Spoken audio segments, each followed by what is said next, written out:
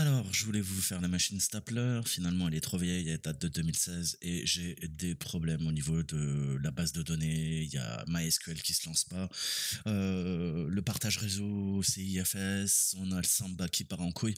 Donc voilà, je voulais vous faire la machine. Je passerai à la suivante. Là, aujourd'hui, pour les néophytes, hein, si vous préparez le JPT par exemple, on va revoir le principe d'injection SQL qu'on appelle SQLI. Hein. Le but, c'est de comprendre comment les détecter, les exploiter quand vous ferez des audits d'applications web.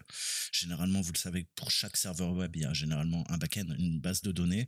Donc, on va revoir les concepts de SQL, d'injection SQLi. On va voir le principe d'intraband, d'out of band, hein, donc basé sur l'union, basé sur les erreurs. Je vous en avais déjà parlé, encore une fois, c'est réservé aux néophytes. Si vous êtes expérimenté, je pense pas que vous allez apprendre grand chose. On verra comment contourner l'authentification. Les blind SQLi, donc en aveugle, sur les booléens, basés sur les booléens, sur le temps, hors band, in band, hein, donc in band, out of band, et puis on verra comment peut-être empêcher hein, ce type d'attaque. Alors, on va reprendre. Hein, je vous avais parlé du SQL, j'avais fait plein de cours en me basant sur le contenu de Try Hack Me. On continue, hein, l'injection SQL, principalement appelée SQLE.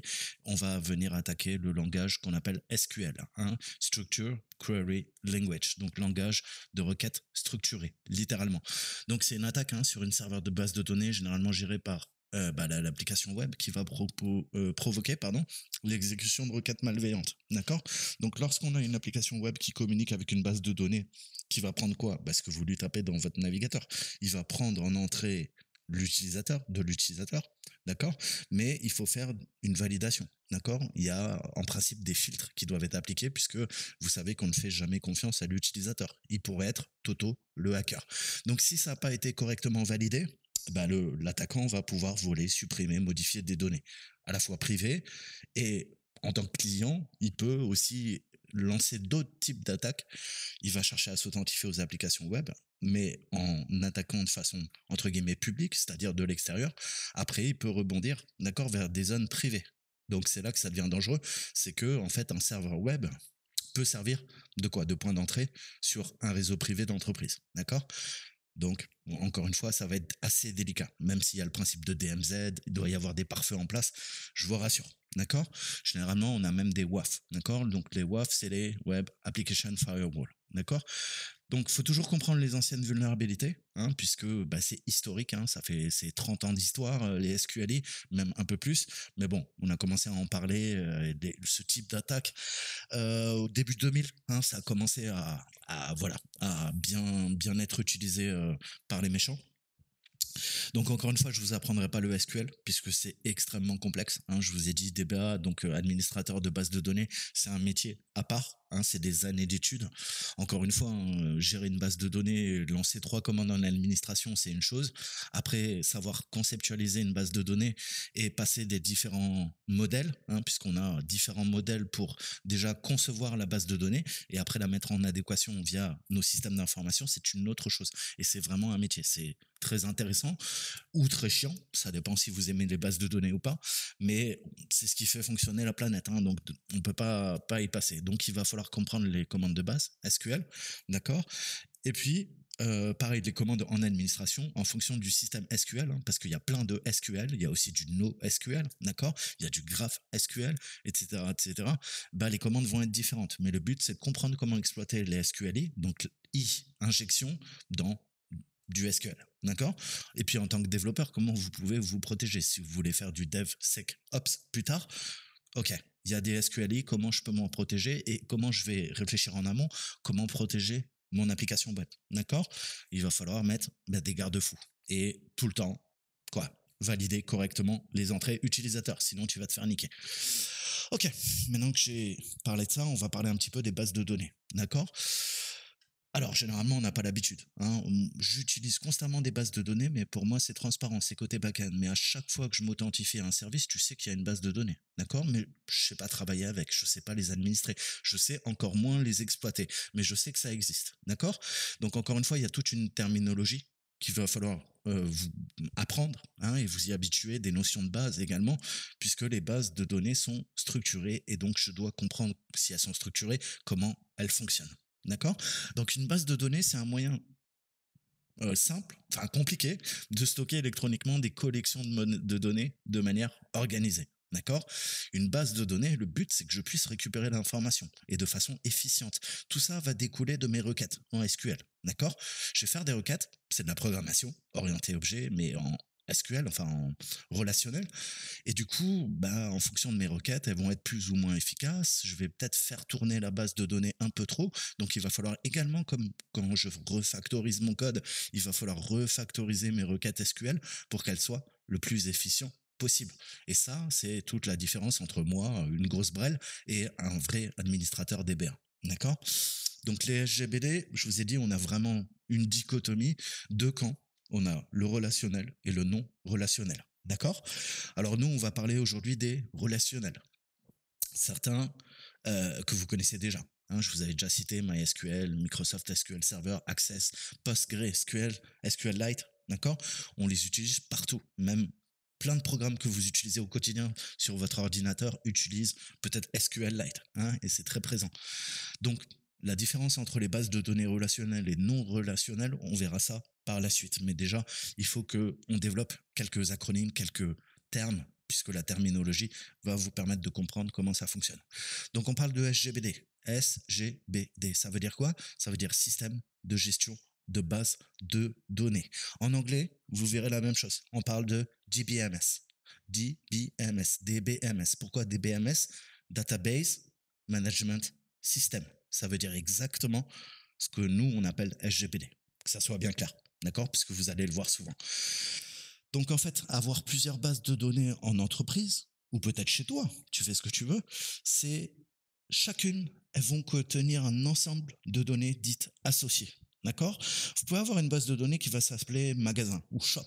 D'accord? Dans cette base de données, je vais stocker des informations sur les produits disponibles à l'achat, les utilisateurs qui sont inscrits dans ma boutique, d'accord, en ligne, des informations sur les commandes que j'ai reçues, éventuellement. On va stocker ces informations en les séparant dans la base de données, et pour pouvoir les séparer, il me faut ce qu'on appelle des tables. Alors oubliez une table, hein, c'est pas une table pour manger, c'est une table en fait, elles sont identifiées avec un nom unique pour chacune. D'accord? Dites-vous que, alors pour faire simple, une base de données c'est ta maison. Tu rentres dans la maison. Une fois que tu es rentré dans la maison, il y a du mobilier. Toi, tu veux stocker de l'information. Tu veux stocker des strings, tu veux stocker des slips, tu veux stocker ce que tu veux. Peu importe ce que tu fais de ta vie, ça ne me regarde pas. Ok, si je dois stocker des slips, il me faut quoi? Des armoires. Ok, j'ai 7 armoires dans ma maison. Ça veut dire que dans ma base de données, j'ai 7 tables. Chaque table, on va dire que c'est une armoire. D'accord? Et dans mon armoire, qu'est-ce que j'ai? Ben, j'ai des tiroirs. Ces tiroirs, vous avez bien compris, qu'est-ce qu'on va faire? On va faire appel aux tables directement et on va pouvoir récupérer les données. Donc en fait, dans mes armoires, c'est mes tables et dans chaque armoire, j'ai plein de tiroirs. Chaque tiroir, il va être composé de quoi? De colonnes et de lignes. On parle de rows et de colonnes. D'accord? Donc on a des commandes qu'on va devoir utiliser pour voir cette structure. Là, je vous mets un diagramme pour que ça soit plus clair. C'est peut-être un peu mieux que mes histoires de slip et de string. Sûrement. D'accord? Mais dans une entreprise, plus sérieusement, on va avoir des bases de données distinctes pour stocker les informations du personnel ou les comptes, les grands comptes, les petits comptes, l'équipe des comptes. D'accord? Donc, j'ai quoi? J'ai mon serveur de base de données. On voit que j'ai quoi? 3 bases de données rattachées. Shop, staff, account. Et chaque base de données a ses propres tables. User, product, orders. D'accord? Dans staff, c'est différent. Pourquoi? Parce que je ne suis pas dans la base de données shop. Là, on parle de user information d'audit. D'accord? Et dans account, c'est pareil. Account, c'est pas la même base de données que quoi? Que shop et que staff. Dans account, j'ai également 3 tables, mais cette fois-ci, c'est customers, orders et payroll. D'accord? Donc, vous voyez comment il faut réfléchir déjà aux logiques applicatives, métiers. D'accord? Qu'est-ce que vous faites? Quel est le cœur de métier de l'entreprise? Ok? Comment on divise quoi? L'activité d'une entreprise via nos systèmes d'information. Tout ça, il va falloir y réfléchir. D'accord? Pourquoi je monte une base de données? Parce qu'il y a des besoins, encore une fois, impérieux. Ok, quelle base de données? Comment je vais la conceptualiser? Qu'est-ce que j'utilise? Qu'est-ce que je veux? Et qu'est-ce que je veux agencer, réagencer, structurer. Je vous ai dit que l'information, savoir, c'est pouvoir, mais l'information pour une entreprise, plus en interne, elle est capable, via des bases de données, relationnelles ou non, d'agréger la donnée et d'avoir quoi? Un accès le plus facile à ces données, plus l'entreprise est compétitive, plus elle est efficace, plus elle va pouvoir tirer et gagner des parts de marché, un avantage concurrentiel sur ses concurrents. D'accord? Alors les tables. En fait, table, c'est un tableau. D'accord? Le tableau, il est composé, je te disais, de colonnes et de lignes. Tu l'as là sous les yeux. Donc, tu vois bien qu'on a nos rows, c'est vertical, hein, X, et on a notre, Y, et on a nos colonnes, c'est notre X. Si on pense en termes d'abscisse et d'ordonnée, qu'est-ce qu'on a? On a mon X et mon Y. D'accord? Alors, l'abscisse, vous le savez, ça se lit sur l'axe horizontal, hein, l'axe des abscisses. En mathématiques, la seconde, c'est l'ordonnée. Elle se lit sur l'axe vertical. Vous allez voir, parce que moi, c'est comme ça que je l'ai appris. Après, vous faites comme vous voulez. Mais vous avez bien compris qu'on a X, c'est nos colonnes, et rows, c'est nos lignes. D'accord? C'est les grecs. D'accord? Donc, on va se déplacer sur deux plans. On a quoi? Eh ben, on part tout le temps de la gauche. On va vers la droite pour nos colonnes. D'accord? Et on va avancer pareil, bah, pas dans le négatif. On part de zéro, hein, abscisse et ordonnée. On va évoluer sur la droite, d'accord? Avec, il peut y avoir 10 colonnes, il peut y avoir 20 colonnes, il peut y avoir 100 colonnes. Mais vous avez bien compris que plus vous allez avoir des tables complexes, plus ça va être dur de requêter et plus ça risque d'entraîner des goulots d'étranglement, puisque quand vous allez requêter, il va y avoir beaucoup de colonnes, beaucoup de lignes, ça va prendre du temps, il va falloir optimiser vos requêtes. D'accord? Et ensuite, à la verticale, qu'est-ce qu'on a? Je pars de tout en haut et là, cette fois-ci, je vais quoi? Je vais descendre. D'accord? Abscisse ordonnée, mon ordonnée, on va descendre. D'accord? Donc, je ne serai pas dans le positif. C'est pas zéro avec des entiers positifs, mais ça sera des entiers négatifs. D'accord? Si on se représente encore un plan en deux dimensions, abscisse et ordonnée. Bon, j'ai pas fait de mathématiques, mais je pense que c'est ça. Hein, je pense que vous m'avez compris. Les colonnes, on part de gauche, on va à droite. Et au niveau de nos rows, donc nos lignes, on part du haut et on va tout en bas. Là, sur ce diagramme, vous avez 3 ID. Il y a 3 lignes, mais il peut y en avoir 999. Ça veut dire qu'il va falloir que je me déplace tout en bas à 999. D'accord?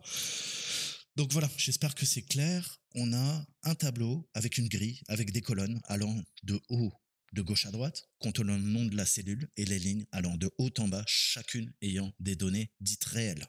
Les colonnes, c'est des champs. Hein, on va parler de champs, c'est un nom unique par table. Lors de la création d'une colonne, vous allez définir en fait des types de données qu'elle contiendra. D'accord? Les plus courantes, on parle d'integer, hein, des entiers. Donc des nombres, on va avoir des strings, des chaînes qu'on appelle du texte standard, ou on va avoir des dates, on va avoir de l'horodatage, des dates, d'accord? Certaines bases de données peuvent contenir des données plus complexes, telles que géospatiales, qui contiennent des informations de localisation.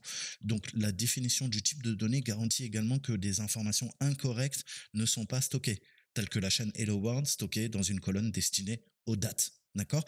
Et donc, c'est ça le plus compliqué. Et puis, pareil, il ne faut pas gaspiller de l'espace disque. Donc, en fonction des données que vous voulez stocker, eh ben, on va utiliser un varchar, un char7, un integer, etc., etc., pour pouvoir stocker la donnée. Et ça va être une case mémoire. Et parfois, tu as bien compris, si tu laisses trop d'espace, ça peut être quoi? Ça peut être, si tu laisses trop d'espace, ça peut être un vecteur d'attaque, puisqu'on va pouvoir, quoi, au lieu de mettre juste nom, prénom, je vais peut-être pouvoir pousser un code en PHP ou en SQL. D'accord? Là, en l'occurrence, si on veut pirater la machine. Donc, tu dois utiliser le minimum. D'accord? Si je te demande une date de naissance, tu sais que tu as quoi? Eh ben, tu n'as pas 50 000 possibilités. Tu as quoi? Nous, en mode français, on a quoi? On a le jour. Donc, c'est, je sais pas, par exemple, le 7, ça va être 07 slash le mois, décembre 12 slash l'année. L'année, il y a 4. Donc, vous voyez bien qu'on ne peut pas stocker plus. Et tout ça, en fonction de votre base de données et de l'application web, il va réfléchir à tout ça. Pourquoi? Parce que vous allez optimiser au maximum l'espace disque dans votre base de données. Et plus vous serez sérieux comment vous allez stocker vos chaînes, comment vous allez stacker vos données, plus ça comment dire, amoindrira le risque de d'avoir justement des vecteurs d'attaque où on va pouvoir pousser des chaînes de caractères plus longues, et ces chaînes de caractères plus longues, ça sera peut-être tout simplement un payload, une charge utile pour venir pirater la base de données. D'accord? J'espère que j'ai été clair. Si je ne le suis pas, vous m'en excusez. Donc voilà, si jamais tu fais pas ça, bah, les données elles vont être mal configurées, mal stockées, ça va générer peut-être un message d'erreur, d'accord? Puisque quoi? La base de données va dire, attends, tu m'envoies Hello World et moi je te demandais ta date de naissance, d'accord? Donc on a une fonction d'incrémentation automatique qui peut être activée pour une colonne qui contient un entier. Cela donne à chaque ligne de données un numéro unique qui va augmenter. On parle d'incrémentation, donc plus un, plus un, plus un, avec chaque ligne suivante, créant ainsi ce qu'on appelle un champ clé. D'accord? Un champ clé doit être unique pour chaque ligne de données qui peut être utilisée pour trouver cette ligne exacte au niveau de nos requêtes SQL. Alors, je vous ai parlé des colonnes, maintenant on va parler des lignes. Les lignes, tout simplement, on parle de records en anglais, c'est-à-dire les enregistrements sont ce qui contient des lignes de données individuelles. D'accord? Je peux les ajouter à ma table. Je peux ajouter une nouvelle ligne, un nouvel enregistrement, donc qui va être créé. Lorsque vous supprimez des données, on a une ligne ou un records, un enregistrement qui va être supprimé. D'accord? Alors, les bases de données relationnelles et les bases de données non relationnelles. Alors, on va essayer de faire au plus simple. Une base de données relationnelle, elle stocke des informations dans des tables et souvent les tables ont partagé les informations entre elles. C'est pour ça qu'on va faire des requêtes imbriquées. Je ne vais pas rentrer dans les détails, mais on va faire appel à plusieurs tables. D'accord? Nous, très souvent, qu'est-ce qu'on fait? On va chercher la table qui s'appelle, je sais pas, security, account, ce que tu veux, et on va te demander de quoi? De faire un select all wildcard pour extraire toutes les données de la table. Et généralement, on aura quoi? On aura clé valeur, on aura nom d'utilisateur, mot de passe, haché ou pas. Mais quand vous êtes DBA, il faut requêter, et c'est tout l'avantage de quoi? Des données relationnelles, c'est que vous allez requêter dans de multiples tables pour agréger la donnée et la raffiner, comme je dis toujours, comme un site. D'accord? On prend des données brutes dans la base de données, mais grâce à ma requête SQL, je vais avoir des indicateurs pertinents, hein, qui vont me permettre de comprendre l'information. D'accord? Et surtout d'aller récupérer les informations qui, moi, me sont pertinentes pour faire mon travail, par exemple, ou alimenter en entrée un programme, etc., etc., etc. D'accord? Donc, elles utilisent des colonnes, les bases de données relationnelles, pour spécifier et définir les données stockées et des lignes pour stocker réellement les données. D'accord? Les tables contiennent souvent une colonne qui a un ID unique, ce qu'on appelle les clés primaires, et après on a des clés secondaires. D'accord? Parents, enfants, mais je ne veux pas rentrer dans les détails, faites des cours DBA pour comprendre. Qui sera ensuite utilisé dans d'autres tables pour le référencement, pour le référencer et provoquer une relation entre les tables. D'accord? D'où le nom de base de données relationnelle. D'accord? Relationnel parce que dans mes tables, il y a une colonne avec un ID unique qu'on appelle la clé primaire qui me permet de faire justement ces relations. Les bases de données non relationnelles, je vous en parlais, appelées NoSQL, d'autre part, sont des bases de données qui n'utilisent pas de table, pas de colonne, pas de ligne pour stocker les données. En fait, c'est une disposition de base de données spécifique qui n'a pas besoin d'être construite pour que chaque ligne de données puisse contenir des informations différentes. Donc, ça va permettre plus de flexibilité, d'accord, à la base de données relationnelles, et certaines bases de données populaires, type MongoDB, Cassandra, Elasticsearch, sont très utilisées, d'accord, avec de l'ELK, Elasticsearch. On peut connecter ça au SIM et comment dire, l'utiliser pour récupérer les événements, d'accord. Qu'est-ce que je veux dire? MongoDB, hein, qui est utilisé partout, partout, partout. Pourquoi? Parce que les bases de données qui sont NoSQL ont des avantages. Tout va dépendre de l'application web, de votre infrastructure, mais généralement, faire des appels en NoSQL, c'est beaucoup plus rapide. C'est-à-dire que la base de données va pouvoir gérer une charge plus conséquente, et au niveau des entrées-sorties, d'accord, ça va être vite un goulet d'étranglement, d'accord. On a le principe de réplication au niveau des bases de données, mais aussi il y a une base de données SQL, les requêtes sont très gourmandes, d'accord, en cycle CPU, en bande passante et en entrée-sortie, les IO, d'accord, les ES, entrée-sortie, au niveau de la base de données. Donc, il faudra des grappes de SSD ultra rapides pour pouvoir gérer les bases de données relationnelles. Et à chaque fois que tu vas sur Amazon et que tu commandes un produit, tu sais bien que toi, tu le fais, mais à un instant T, en même temps, il y a peut-être 20 millions d'utilisateurs dans le monde qui sont eux-mêmes en train de requêter sur la même base de données relationnelle où on va faire du load balancing, on va séparer. Je vais faire une base de données avec tous mes clients européens, je vais faire une base de données États-Unis du Nord, États-Unis du Sud, enfin Amérique du Sud, lapsus, on sait qui contrôle quoi, et je sais pas, un autre Asie. D'accord. Donc après, c'est à toi, en termes d'architecture, comment tu vas agencer ça. D'accord. Mais généralement, on va essayer de répartir la charge entre différentes bases de données. Et s'il y a une base de données qui tombe, on a du load balancing et on va pouvoir, pivoter automatiquement. On va migrer vers une base de données de secours. Le temps de. Comme ça, il n'y a pas d'interruption de service et pas de perte sèche pour l'entreprise. Voilà, on commence simple. Donc, vous avez bien compris, on parle de DBMS si tu veux parler du logiciel qui contrôle une base de données. D'accord. Donc, on parle de tableau, de table, plus précisément. Et la table, retiens ça, c'est ni plus ni moins cette fois-ci que le nom de la structure en forme de grille qui contient les données. Vois-le comme un tableur Excel. D'accord. C'est le même principe. Donc, je vous disais, le SQL, c'est un langage vraiment riche en fonctionnalités qui va permettre d'interroger les bases de données et on appelle ça en fait une instruction. D'accord. Une instruction, c'est ni plus ni moins qu'une requête que j'ai formatée moi-même, une requête SQL qui va me permettre via un logiciel, d'accord, SGBD, de pouvoir aller requêter ma base de données avec mes différentes tables. D'accord. Donc la plus simple des commandes, on va voir, c'est récupérer, sélectionner, mettre à jour, insérer, supprimer des données. D'accord. C'est vraiment les 4 étapes de base. Alors, bien que quelque peu similaires, certains serveurs de base de données ont leur propre syntaxe, je vous disais, et de légères modifications en fait de la façon dont ils fonctionnent. C'est pour ça que il va falloir apprendre à jongler entre du MSQL et du MySQL. MSQL, c'est propriétaire à Microsoft. MySQL, c'est type, si je dis pas de bêtises, quoi. Oh, trop de mémoire, j'adore ça. Bref, c'est de l'open source. Excusez-moi, c'est pas Samba. Oh, j'y arrive plus. Trop de mémoire, excusez-moi. Donc voilà, MySQL est open source. D'accord. Donc le but, c'est de retenir une syntaxe et après voir les syntaxes alternatives. Vous avez plein de documentation en ligne et pensez quand même que la composante, la syntaxe SQL, elle n'est pas sensible à la casse. Cependant, comment on appelle ça, les best practices, comme on dit en informatique, si vous voulez faire les choses bien, on a tendance à utiliser justement la casse, d'accord. Et quand je fais un select, tu peux le mettre en minuscule, mais on prend pour habitude, quand on travaille en base de données, de mettre select en majuscule. Alors pourquoi on fait ça? C'est pas pour l'ordinateur, c'est pas pour la base de données. C'est quand tu lis une requête très très longue que t'as fait un collègue, le fait de mettre les choses en majuscule, ça te permet, tu vois, c'est comme ça simplifie la lecture et la compréhension du code. Voilà, on va faire très simple, d'accord?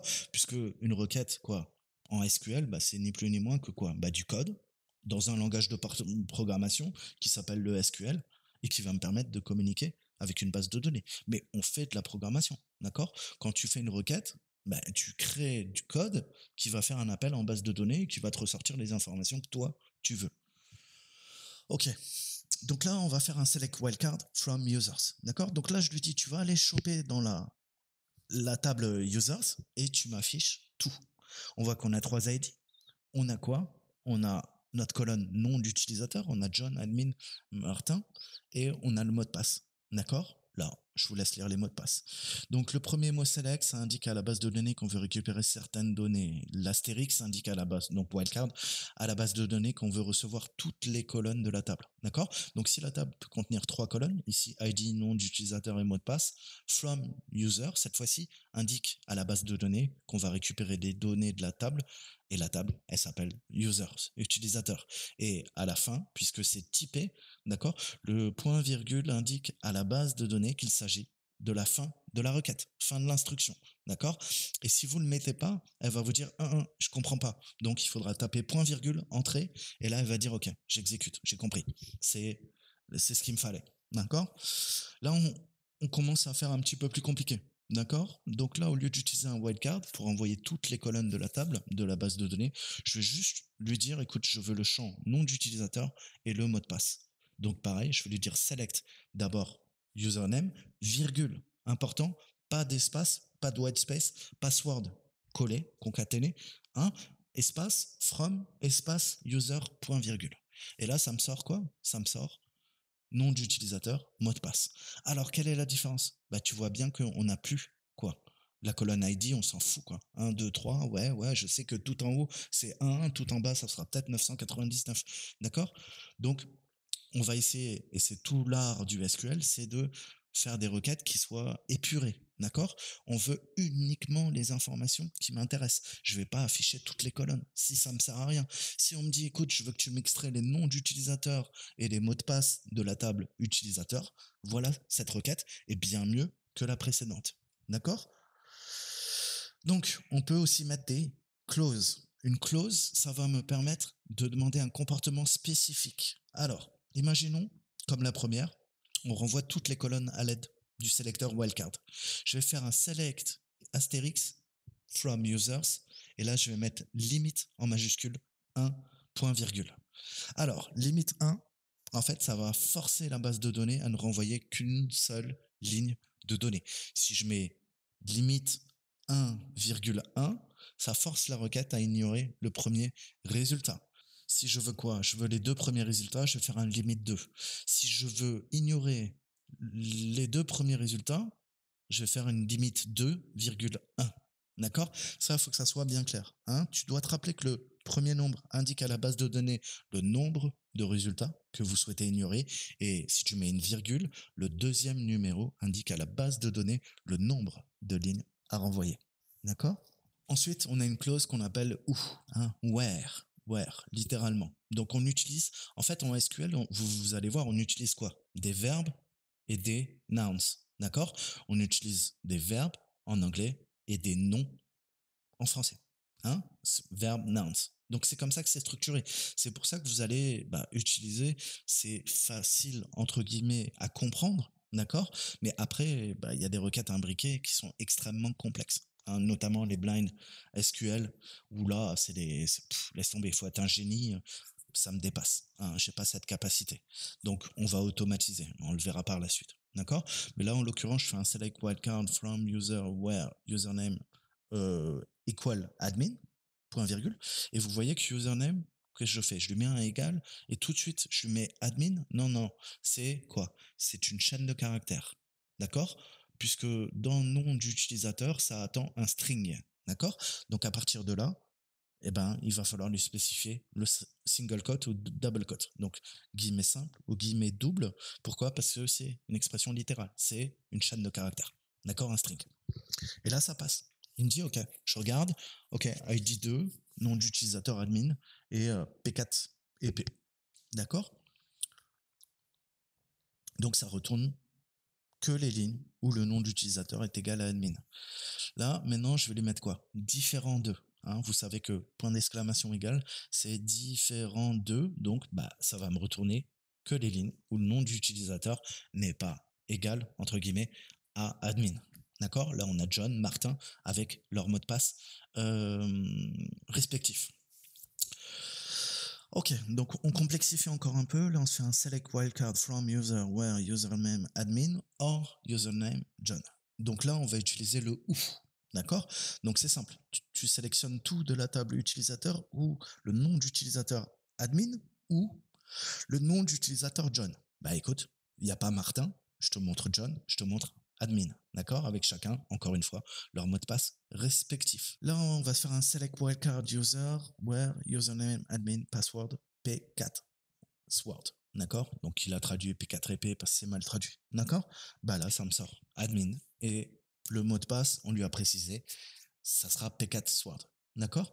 Mais si jamais il y a plusieurs admins et il y a quoi? Il y a un autre mot de passe, là, ça te montre que le compte admin qui a ce mot de passe précis. D'accord? Ça va me permettre de trier éventuellement quoi? Imaginons qu'il y a plusieurs administrateurs. D'accord? Et ben là, tu vas pouvoir définir, ok, je sais que Bobby, c'est un admin et son mot de passe, c'est P4 Sword. D'accord? Bah là, je vais pouvoir trier Bobby des autres administrateurs de base de données. Ensuite, on a une clause like, d'accord? Donc, comme littéralement, hein, c'est pas aimer. Hein, vous savez, like en anglais, ça veut dire comme. C'est pour faire une comparaison. Hein. I like hacking like a motherfucker. D'accord? J'aime le hacking comme quelqu'un de passionné. Donc, l'utilisation de like, ça permet de spécifier des données, ok, qui ne correspondent pas exactement, mais qui commencent, contiennent ou terminent par certains caractères, en choisissant tout simplement où on va placer le caractère dit générique, qui est représenté par un signe pourcentage, très important, d'accord? Donc, select wildcard from user where username like. Donc là, qu'est-ce que je fais? J'encapsule entre des guillemets simples et je lui mets A dollar. Pourcentage, pardon, je vais y arriver. Et là, qu'est-ce qu'on voit? Eh ben, qu'est-ce qu'on lui dit? On lui dit, tu commences par la lettre A et ça se termine par quelque chose. Générique. Tout ce qu'il y a après A. Eh ben, il va aller voir dans le nom d'utilisateur, qu'est-ce qu'on a vu? On a John, on a Martin, on a Bobby, on a qui tu veux. Et si je calcule quoi, John, ça commence par un J. C'est mort. Martin, ça commence par un M. C'est mort. D'accord? Bobby, ça commence par un B. C'est mort. Par contre, il y a admin. Admin, premier caractère, en effet, c'est un A. Et après, tout ce qu'il y a après. Là, en l'occurrence, D, M, I, N. D'accord? C'est une chaîne de caractères. Et là, il va dire, OK, je comprends. Moi, c'est admin et encore une fois, P4 épée ou P4 sword. D'accord? Donc ça peut être très utile. Hein, ça va vous permettre de renvoyer toutes les lignes dont le nom d'utilisateur commence par la lettre A. Ni plus, ni moins. On recommence. Là, on va lui mettre pourcentage N. Ok. Bah, cette fois-ci, toutes les lignes dont le nom d'utilisateur se termine par la lettre N. Intéressant. D'accord? Et là, tu vas me dire, mais attends, c'est exactement la même chose. Non, non, regarde bien. Regarde. On a fait A pourcentage. Là, on fait pourcentage N. Et c'est toute la différence. D'accord? Vu que là, je viens de faire un pourcentage N, ça veut dire tout ce qui commence par quelque chose et qui finit par N. Et en effet, j'ai John, admin, Martin. Pourquoi? J-O-N, A-D-M-I-N, M-A-R-T-I-N. D'accord? Sous chaîne, chaîne. Ensuite, on continue. Si je dois renvoyer toutes les lignes dont le nom d'utilisateur contient les caractères mi, et ben là, je l'encapsule. Cette fois-ci, vous voyez que quoi? C'est un littéral encore, on lui met du single quote, mais on va mettre mi encapsulé. À gauche et à droite, on a quoi? On a notre pourcentage. Et là, ça renvoie toutes les lignes qui contiennent le caractère mi. Et si je regarde, on a quoi? Dans Martin, j'ai pas mis. Dans John, j'ai pas mis. Dans Bobby, j'ai pas mis. Dans admin, ah ouais, j'ai add, c'est une sous-chaîne, AD, j'ai notre sous-chaîne MIN, et là, ça correspond. Et quand je concatène ces deux sous-chaînes, AD plus MIN, ça correspond à ma chaîne admin. D'accord? Avec 5 caractères.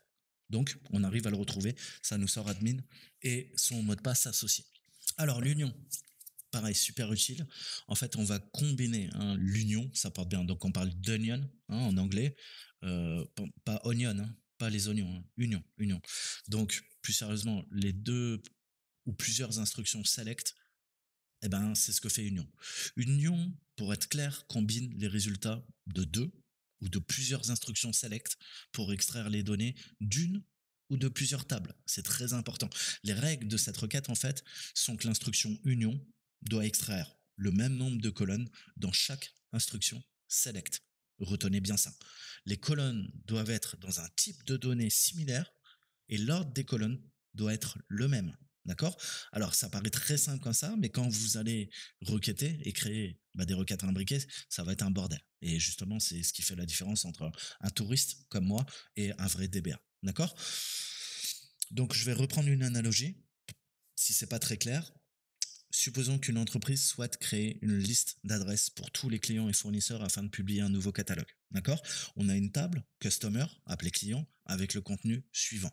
J'ai ID 1, 2, 3, j'ai le nom, j'ai les adresses, j'ai la ville et j'ai le code postal. Ok. Et on en a un autre qui s'appelle fournisseur.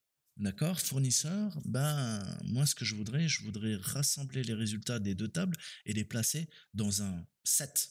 On appelle ça un jeu de résultats. On parle de set, data set. D'accord? Donc là, pareil, ID, j'en ai trois. J'ai une compagnie, j'ai une adresse, j'ai la ville et j'ai le code postal. Comment on peut conjuguer ces deux-là? Eh ben, on va faire un select. Qu'est-ce que je veux? Name, adresse, city, postcode. Si je regarde bien, regardez bien, on a quoi? Bah, c'est ce qu'on a, d'accord? On a nos colonnes, on en a quatre. On a name, address, city, postcode dans la table customer. Donc, je vais faire un select name, address, city, postcode from customers.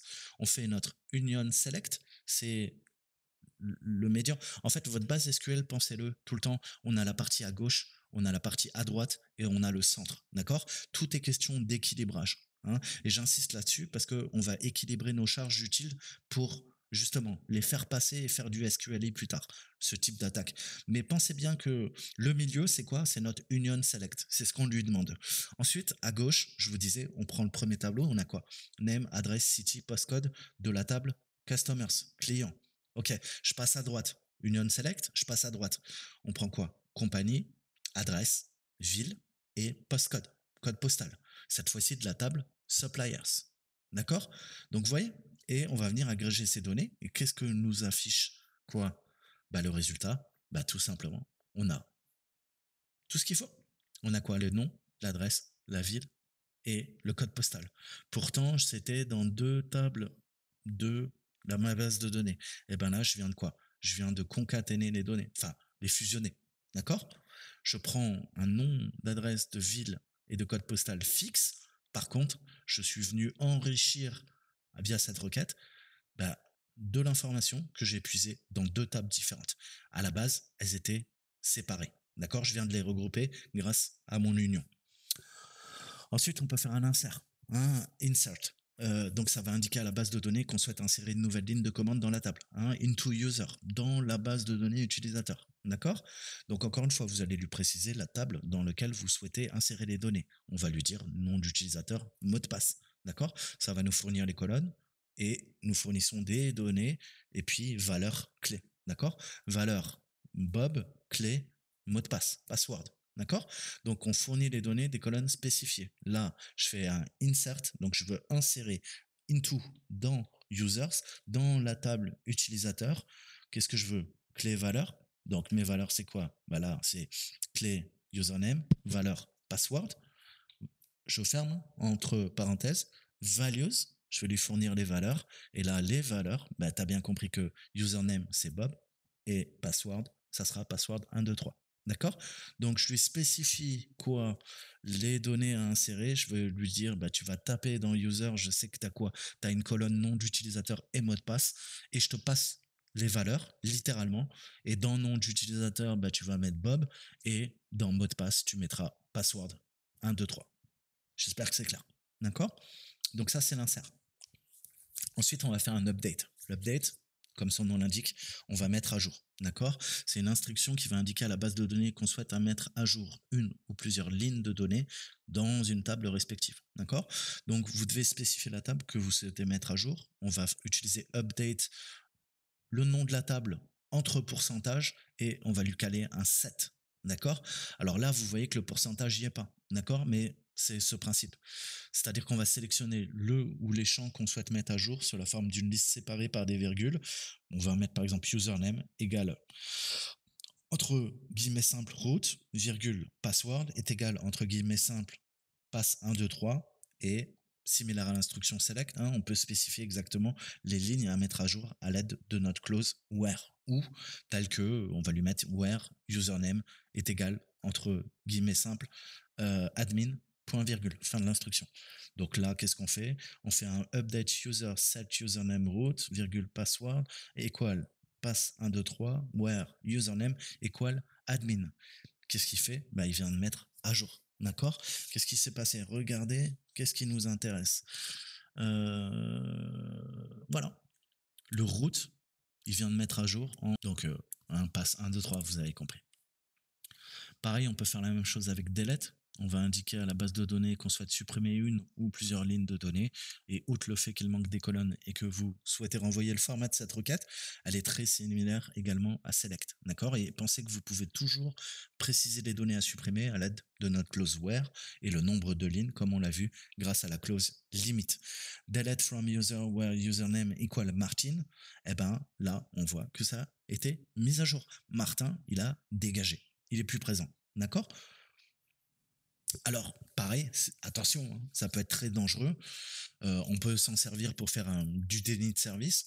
Si je veux effacer toutes les données à partir de la table utilisateur, la simple commande delete from user point virgule, et bim, je viens d'effacer toutes les données et d'effacer la table. D'accord? À ne pas faire sur des machines de production, vous allez être viré. D'accord? Donc, quelle instruction SQL j'utilise pour récupérer les données? On l'a vu, c'est select. Quelle clause SQL peut être utilisée pour extraire des données de plusieurs tables? C'est union.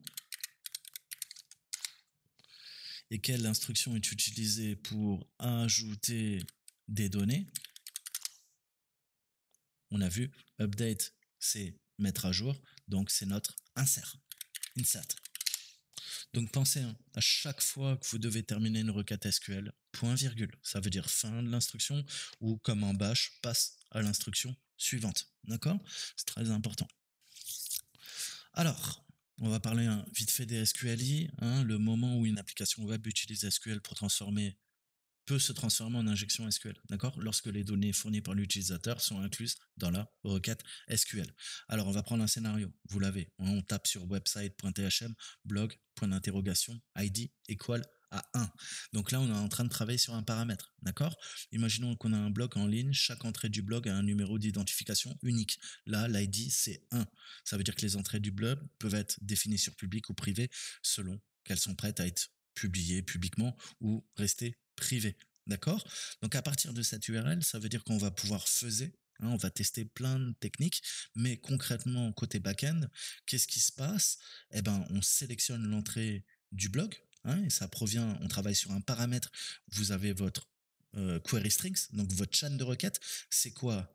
On tape à la racine du serveur dans blog, et dans blog, à partir de là, on fait un appel, c'est notre point de terminaison, on va faire une requête. C'est notre query string, c'est le point d'interrogation.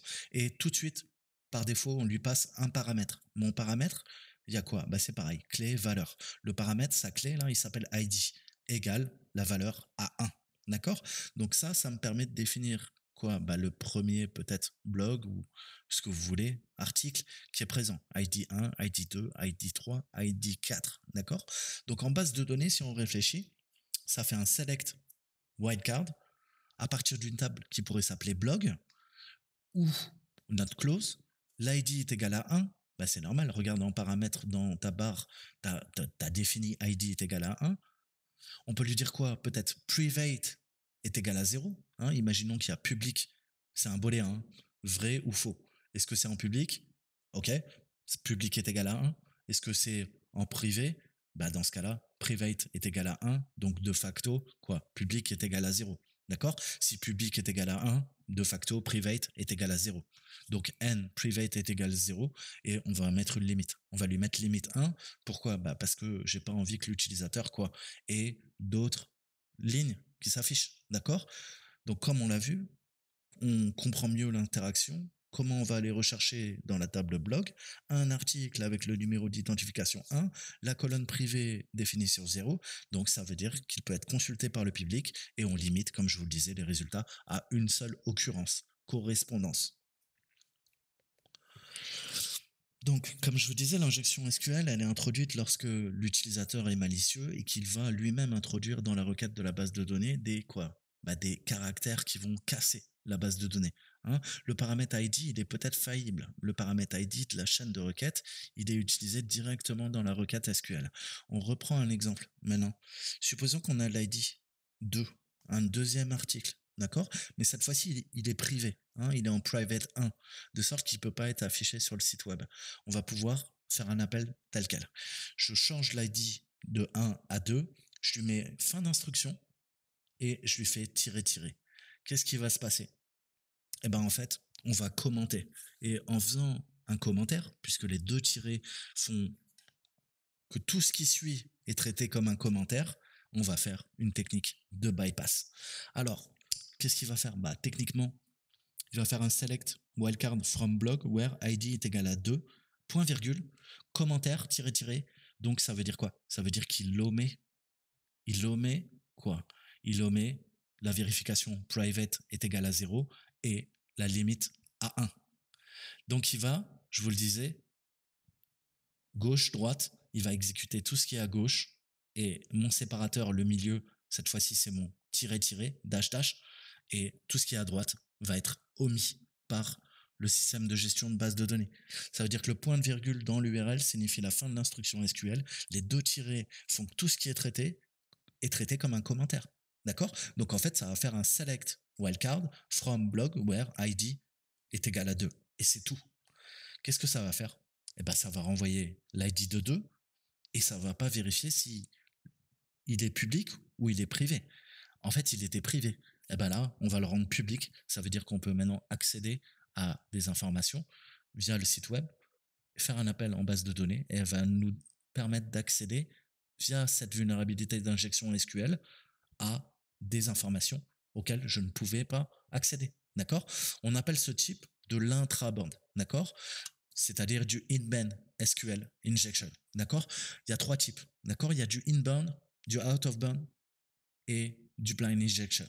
Donc voilà, c'était la première partie. Hein, et comment vous dire, bah je continuerai demain, d'accord, je ferai une deuxième vidéo, on terminera, et puis je ferai peut-être un CTF ou deux ce week-end, je sais pas trop, voilà, mais sinon on va reprendre semaine prochaine, je vais faire du CTF, il faut que je me remette là, après les vacances c'est dur de se remettre la tête dans l'eau, ou dans le bain, je sais pas comment on dit, donc voilà, j'espère que ça vous a plu, si vous êtes néophyte, vous allez apprendre des trucs, hein, c'est vraiment des trucs à maîtriser, voilà. Et puis c'est complexe, donc comme le code, laissez-vous le temps.